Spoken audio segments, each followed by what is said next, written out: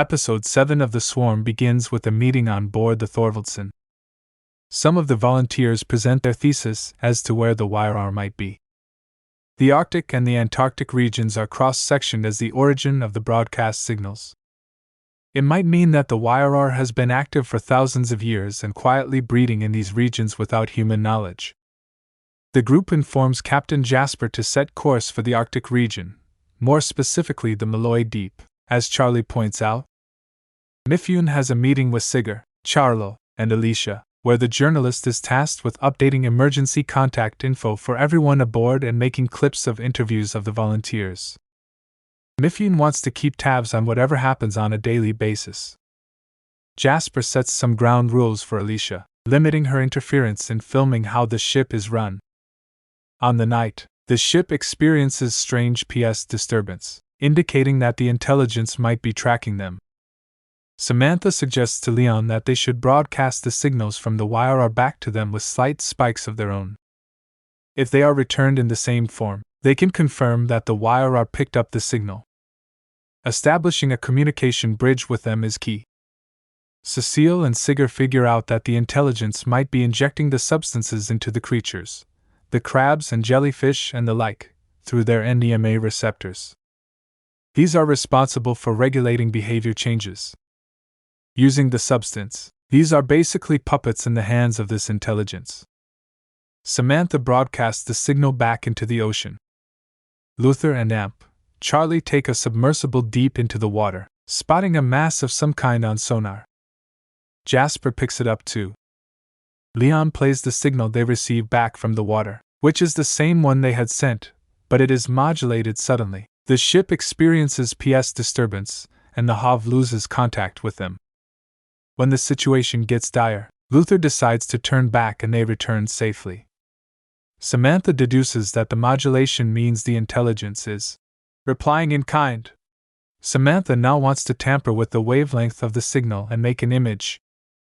She is sure that the YRR will understand it when Jasper allows its broadcast. Later that night, sometime after the HOV resurfaces into the ship suffers a blackout. It is brief, only a matter of seconds, but it does a lot of damage. Alicia was standing next to the HOV and noticed something glittering in the water. After the blackout, she is found unconscious with her hand in the water. She is brought upstairs and Cecile treats her.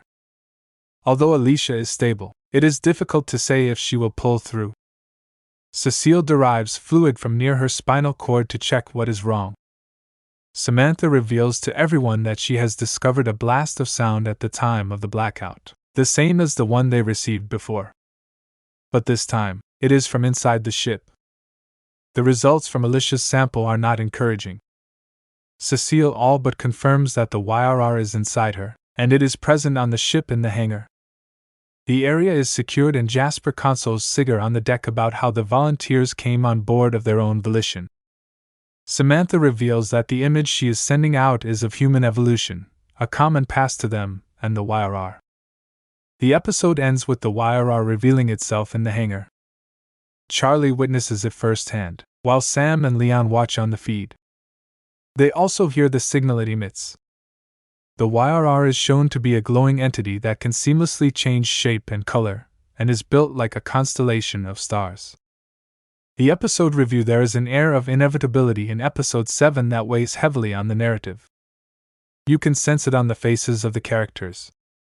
This change in tone is in stark contrast to how the rest of the series has played out. And perhaps the push was needed.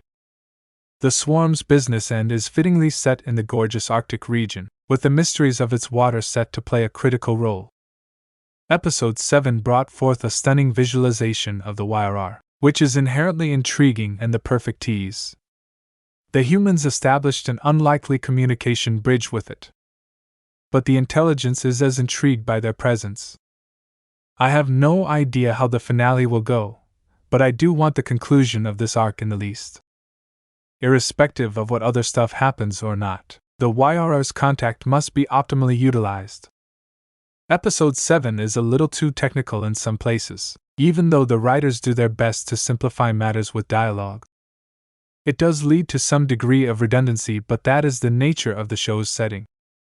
The suggestion that Mifune might be a bad guy is also a handy optionality going into next week's finale. Let's hope for a satisfying end to what has been an uneven and inconsistent journey.